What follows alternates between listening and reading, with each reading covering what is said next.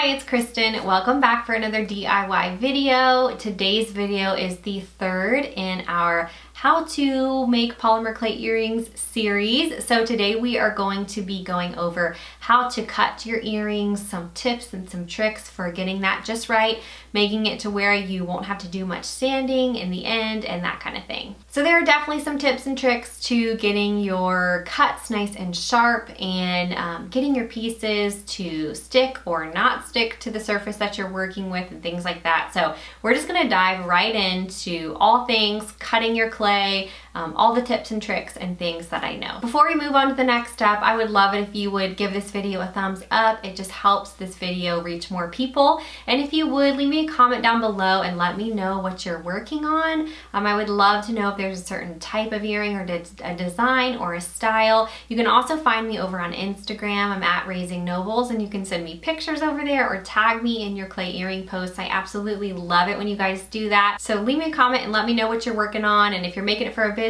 or share your Etsy shop down below, and maybe I'll give it a shout out on one of my upcoming videos. All right, I'm going to share with you some tips and tricks on getting nice, clean cuts with your clay cutters. So one of my favorite things, of course, I mentioned in my last video, is all about conditioning your clay. If you have well-conditioned clay, then it will just turn out better. So definitely don't skip this part. This clay is already conditioned and ready for me, so it's nice and smooth. So I'm just taking one of my favorite clay cutters. I get this one from 3D Geek on Etsy. I like the edges because they're nice and sharp and it gives me clean edges on my clay. When I do this on my table here, the clay is going to stick inside of my cutter. Now, some tips for this is that you can roll your clay out onto a piece of glass and the clay will stick to the glass instead of in your cutter. But if you don't mind this, you can just poke it out of the little clay cutter. I don't have an issue with it. If you find that you get bumps or it messes up the shape, definitely don't do it this way. I'd probably recommend, if you're making these for customers, to do it on glass, so that way the clay will stick to the glass, and then you'll be able to scrape the clay up with the tissue blade, which I have linked in the description box below.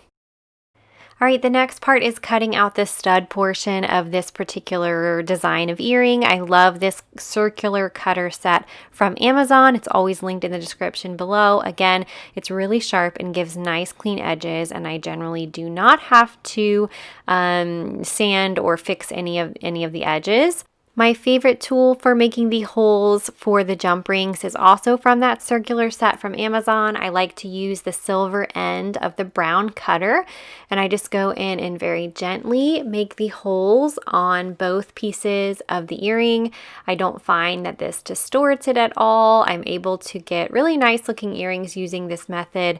Of course, if you would prefer, or if you are making large batches of earrings to sell, you may want to get a Dremel tool, but I go into more detail about that in my polymer clay earring ebook that is on Etsy, like I mentioned before.